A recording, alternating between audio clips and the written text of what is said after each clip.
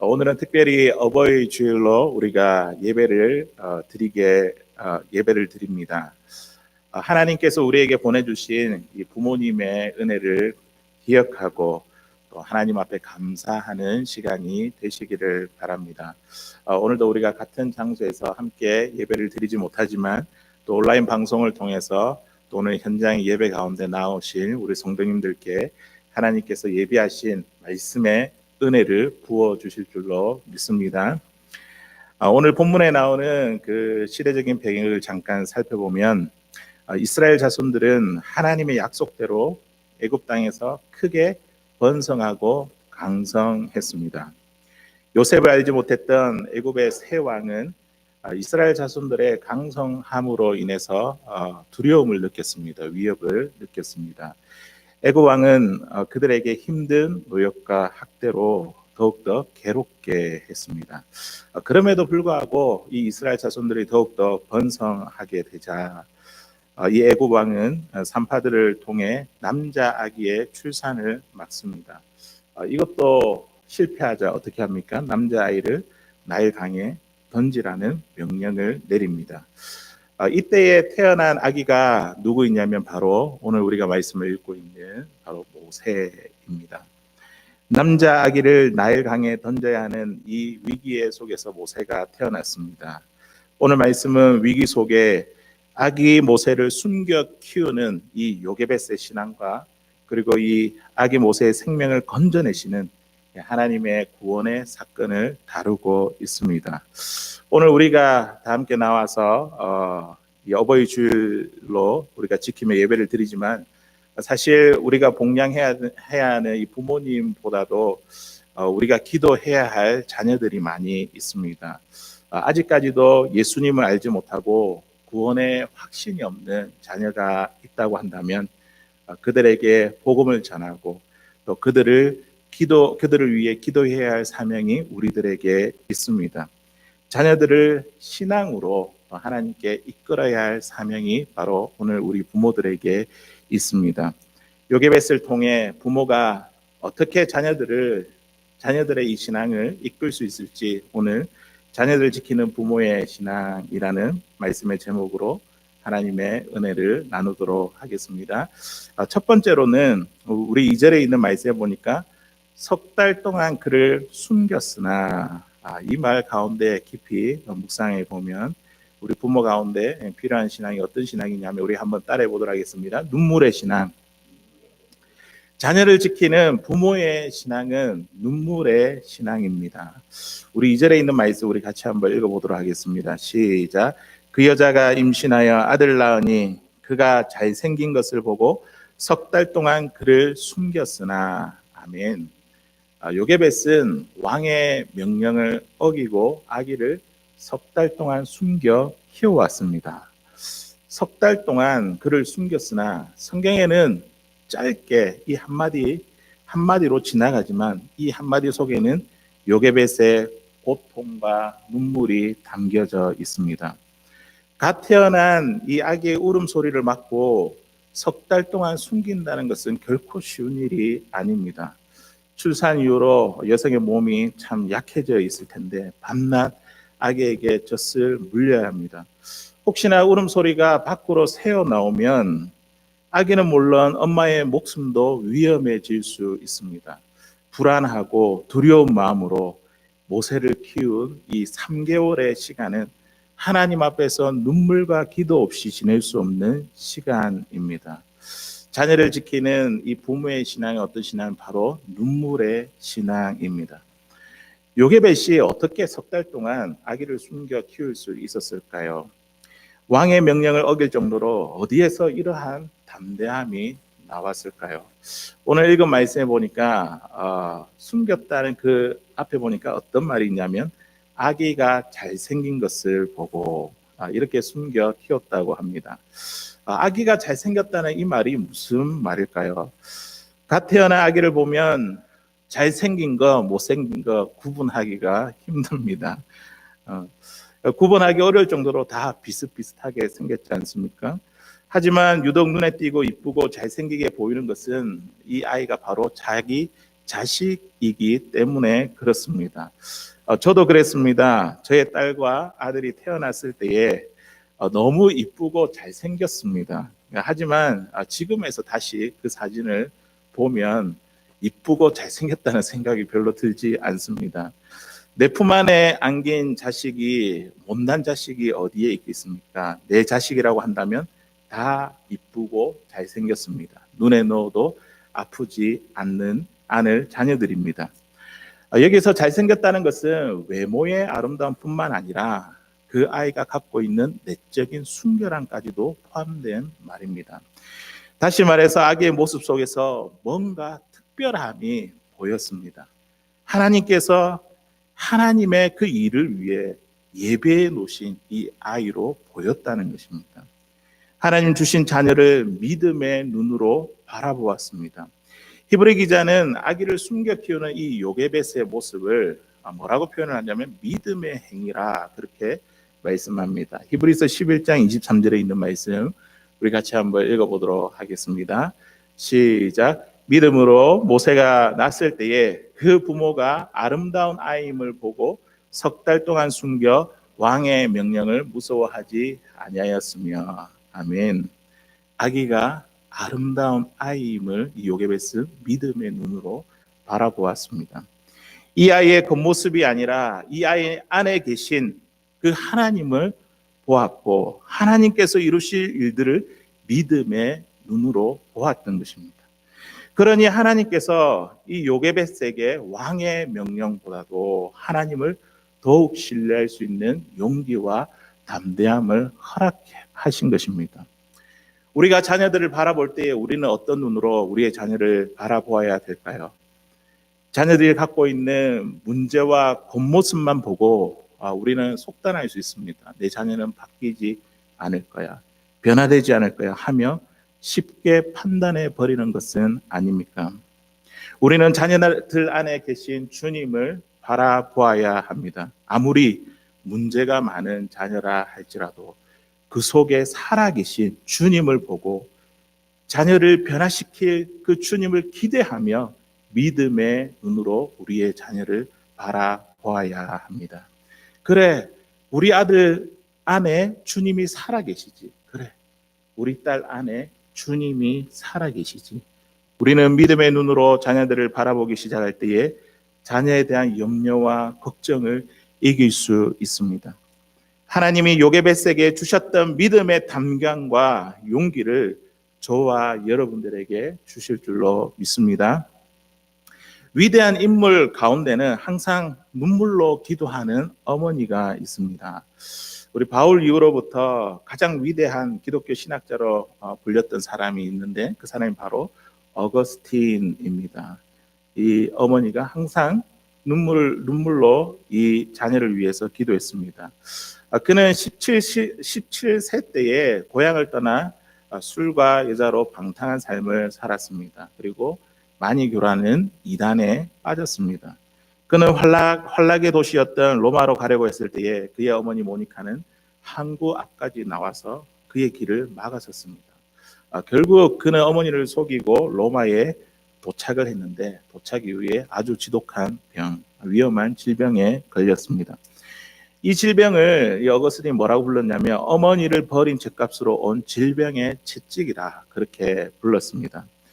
모니카는 어거스틴을 위해 30년 동안 무려 30년 동안 눈물로 기도했습니다. 결국 어거스틴은 밀란에 있던 감독 암브로스의 설교를 듣고 하나님의 품으로 돌아왔습니다. 그는 고향으로 돌아와 하나님의 종으로 아프리카 사람들을 섬기며 살았습니다. 모니카의 눈물의 기도를 통해 어거스틴이 하나님을 만나 변화되게 되었습니다. 눈물의 기도가 기쁨의 기도로 바뀌었습니다. 자녀를 지키는 우리 부모의 신앙은 어떤 신앙이냐면 바로 눈물의 신앙입니다. 십자가를 지고 골고라를 가시는 예수님의 모습을 보며 여인들이 가슴을 치며 울었습니다. 예수님은 자기를 보며 가슴을 치며 울고 있는 여인들을 향해서 뭐라고 말씀하셨습니까? 누가복음 23장 28절에 있는 말씀에 보니까 이렇게 말씀합니다. 예루살렘의 딸들아 나를 위하여 울지 말고 너희와 너희 자녀를 위하여 몰라. 주님은 십자가를 지고 가고 있는 그 괴로운 모습, 그 십자가의 고통, 그 죽음, 그것을 보면서 나를 위해서 울지 말고 너희와 너희 자녀를 위해서 울라고 말씀합니다. 예수님의 마음은 십자가의 고통과 죽음에 포커스를 맞추고 있는 것이 아니라 구원을 얻기 바라는 저와 여러분들의 자녀를 향하고 있습니다. 예수님을 믿지 않아 당하게 될 이 죄의 고통이 얼마나 큰지 너희 자녀들이 돌아올 수 있도록 눈물로 기도하라며 그렇게 말씀하고 있습니다. 교회들마다 주일학교가 사라지고 있습니다. 우리의 신앙을 이을 다음 세대가 없습니다. 교회 안에 아이들의 소리를 들을 수 없고 무엇보다 우리의 자녀들이 신앙을 떠나는 것을 보면서 우리는 가슴을 치며 울라는 예수님의 말씀을 기억해야 합니다. 미국에 이민 오신 많은 분들이 자녀에게 세상 교육에는 힘을 썼는데 신앙 교육에는 힘을 쓰지 못했다며 후회하시는 분들을 많이 보았습니다. 우리는 지금도 늦지 않았습니다. 부모로서 우리에게 맡겨주신 이 자녀에 대해서는 우리는 신앙에 대한 책임을 다해야 됩니다. 하나님께 눈물로 기도하면 반드시 하나님께서 신앙을 떠난 그 자녀들이 하나님 앞에 돌아오도록 그 하나님께서 역사해 주실 줄로 믿습니다. 우리의 눈물의 기도가 기쁨의 기도로 바뀌게 될 것입니다. 자녀를 키우는 부모의 신앙은 바로 눈물의 신앙입니다. 두 번째로 3절에 있는 말씀인데요. 나일 강가 갈대 사이에 두고. 여기서 볼 수 있는 부모의 신앙은 어떤 신앙이냐면 하나님께 맡기는 신앙입니다. 우리 같이 한번 따라 해보도록 하겠습니다. 하나님께 맡기는 신앙. 자녀를 지키는 부모의 신앙은 바로 하나님께 우리의 자녀를 맡기는 신앙입니다. 3절에 있는 말씀 우리 같이 한번 읽어보도록 하겠습니다. 시작. 더 숨길 수 없게 되매 그를 위하여 갈대 상자를 가져다가 역청과 나무진을 칠하고 아기를 거기 담아 나일 강가 갈대 사이에 두고. 요게벳은 더 이상 아기를 숨겨 키울 수가 없었습니다. 갈대 상자를 준비해서 거기에 물이 새지 않도록 역청과 나무진을 발랐습니다. 그리고 아기를 갈대 상자에 넣고 나일강에 띄웠습니다. 사랑하는 자식을 떠나보내야 한다는 그 마음이 얼마나 괴롭고 고통스러울까요? 나일강에 띄워놓은 이 아기가 어떻게 될지 모릅니다. 갈대 상자가 뒤집어질 수도 있고 또 돌에 부딪혀 상자가 부서질 수도 있습니다. 강물의 그 절벽에 떨어질 수도 있습니다. 요게벳은 모든 염려와 걱정을 뒤로한 채 이 아이의 생명을 하나님께 맡겼습니다. 하나님의 손에 맡겼습니다. 자녀를 지키는 부모의 신앙은 어떤 신앙이냐면 바로 하나님께 나의 자녀를 맡기는 신앙입니다. 갈대 상자라는 이 단어 가운데에 아주 중요한 의미가 포함되어 있습니다. 상자라는 이 말은 히브리어로 테바라는 그런 말인데요. 방주라는 뜻을 가지고 있습니다. 노아가 만든 그 방주와 똑같은 단어를 사용하고 있습니다. 방주는 무엇입니까? 죄악과 죽음이 넘실대는 위기에서 하나님의 백성을 구원하는, 보호하시는 구원의 처소가 방주입니다. 모세는 나일강이라는 위험한 곳에 노출되어 있지만 하나님이 보호하시는 갈대 상자, 즉 가장 안전한 방주 안에 있습니다. 자녀를 하나님께 맡긴다는 것은 나일강 위에 갈대 상자를 띄우는 것과 같습니다. 나일강과 같은 이 험악한 세상에 부모의 품을 떠나면 위험할 것 같지만 갈대 상자인 하나님의 손에 맡기면 하나님이 지키시고 보호하시는 가장 안전한 곳이 된다는 것입니다. 이 상자는 곧 자신의 몸을 바쳐 인류를 구원하실 우리 예수 그리스도를 예표합니다.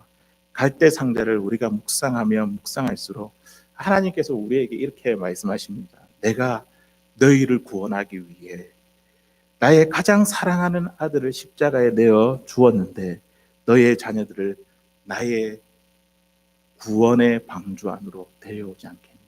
하나님께서 이렇게 우리에게 말씀하고 있습니다. 하나님은 우리 자녀들을 하나님의 손에 온전히 의탁하고 맡기기를 원하고 계십니다. 자녀를 향한 염려와 걱정에는 우리는 끝이 없습니다. 자녀가 결혼하면 염려할 일이 없겠지, 그렇게 생각하지만 결혼을 해도 마찬가지이지 않습니까? 90세 할아버지 할머니가 70세 된 자녀를 걱정합니다.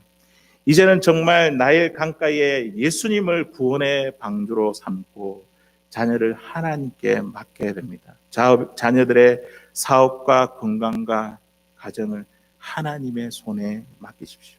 그러면 하나님께서 우리의 자녀들을 돌보실 것입니다. 베드로전서 5장 7절에 이렇게 말씀합니다. 우리 같이 한번 읽어보도록 하겠습니다. 시작. 너희 염려를 다 주께 맡기라. 이는 그가 너희를 돌보심이라. 아멘. 다 맡기면 주님께서 다 돌봐 주십니다. 자녀를 지키는 부모의 신앙은 하나님께 맡기는 신앙입니다. 요 며칠 전에 제 아내로부터 우리 딸의 고민을 듣게 되었습니다. 학교 생활에 대한 고민이었습니다. 지난 학기에 자기 반에 있던 학생이 제 딸 아이의 손을 깨물은 그런 일이 있었습니다. 그런데 선생님이 이 일을 알고도 그냥 아무런 조치를 취하지 않은 것으로 인해서 그냥 마음에 상처가 있었던 것 같습니다. 학교의 이 분위기를 보면 이 학생들이 자주 싸움이 일어나는 것과 그 싸움이 일어나는 것을 알고도 방관하는 선생님, 그리고 무질서하고 무엇반 학교 분위기가 무섭고 힘들다는 이야기였습니다. 그래서 다시 이제 학교가 오픈하고 방이 끝나고 다시 학교에 돌아갈 것을 생각하니 무섭고 두렵다는 이야기였습니다. 이 이야기를 아내로부터 전해 들으면서 부모로서 참 마음이 힘들고 아프고 속상하더라고요. 어느 학교를 가나 다 있는 일인데 어떻게 해야 되나 고민을 하다가 오늘 이 말씀을 묵상하면서 하나님께서 그런 마음을 주셨습니다. 하나님께 맡기는 것이 정답이다. 이런 결론을 주셨습니다. 나일강이라는 세상 가운데 하나님이 갈대 상대가 되어 이 딸 아이를 보호하시고 지켜주시는 것이 가장 안전한 곳이라는 깨달음을 얻게 되었습니다. 저의 어린 시절도 되돌아보면 늘 눈물로 새벽마다 기도하셨던 아버지가 생각이 납니다. 인생의 위기를 경험할 때마다 하나님께 저의 인생을 맡기며 기도하셨던 그 아버지의 기도 소리가 제 귓가에 들립니다. 새벽마다 부르짖었던 눈물의 자리가 지금 저를 이곳까지 오게 하셨습니다. 자녀를 하나님께 맡기면 하나님이 우리의 자녀를 책임져 주실 줄로 믿습니다. 하나님이 우리의 자녀의 참 부모가 되십니다. 자녀를 지키는 부모의 신앙은 바로 하나님께 자녀를 맡기는 신앙입니다. 이제 마지막으로 세 번째 9절에 있는 말씀입니다. 9절에 있는 말씀 보니까 여인이 아기를 데려다가 젖을 먹이니, 완전 반전이 이제 일어났습니다. 우리 한번 따라해 보겠습니다. 소망을 잃지 않는 신앙. 자녀를 지키는 부모의 신앙은 소망을 잃지 않냐는 신앙입니다. 9절에 있는 말씀 우리 같이 한번 읽어보도록 하겠습니다. 시작. 바로의 딸이 그에게 이르되 이 아기를 데려다가 나를 위하여 젖을 먹이라. 내가 그 싹을 주리라. 여인이 아기를 데려다가 젖을 먹이더니. 아멘. 강물에 뛰어 이 아기를 하나님의 손에 맡긴 이 아이가 어떻게 되었습니까? 하나님이 바로의 이 공주의 눈에서 갈대 상자가 들어오게 하셨고 아기를 보고 불쌍히 여기는 마음을 주셨습니다. 아기를 입양하기로 결정하고 이 아기의 엄마가 유모가 되는 놀라운 이 기적의 사건, 구원의 사건을 우리는 보게 됩니다. 요게벳은 사랑하는 아들을 다시 자기 품에 안게 되었습니다. 다시 젖을 물리게 되었습니다. 하나님이 요게벳의 가정 가운데 이룬 큰 기적의 구원의 사건을 이 요게벳이 경험하게 되었습니다. 요게벳이 젖을 먹였다는 것은 모세의 양육자가 되었다는 의미입니다. 훗날 모세가 장성하여 애굽의 우상 문화에 동화되지 아니하고 동족의 아픔에 동참할 수 있었던 그 이유는 바로 경건한 그의 어머니 요게벳의 신앙 교육 때문입니다. 하나님께서 우리를 부모로 세우신 이유는 우리로 하여금 예수님을 알게 하고 하나님을 잘 섬기게 하기 위해서 우리를 부모로 세워 주셨습니다. 신앙의 양육자가 되게 하기 위해서 우리를 부모로 세워 주셨습니다. 자녀가 내 품 안에서 떠났다고 하더라도 우리는 여전히 자녀의 신앙에 대한 문제에 대해서 포기하지 마십시오. 자녀를 하나님의 품으로 인도해야 할 사명이 여전히 우리 가운데 남아 있습니다. 자녀를 지키는 부모의 신앙은 자녀를 하나님의 품으로 인도하는 것에 대한 소망을 잃지 아니하는 신앙입니다. 자녀를 하나님께 맡기며 구원의 소망을 잃지 않은 요게벳은 결국 자신이 이제는 합법적으로 모세를 키울 수 있는 양육자가 되었습니다. 오히려 그 삭을 받았지 않습니까? 양육비를 받으면서 모세를 키울 수 있게 되었습니다.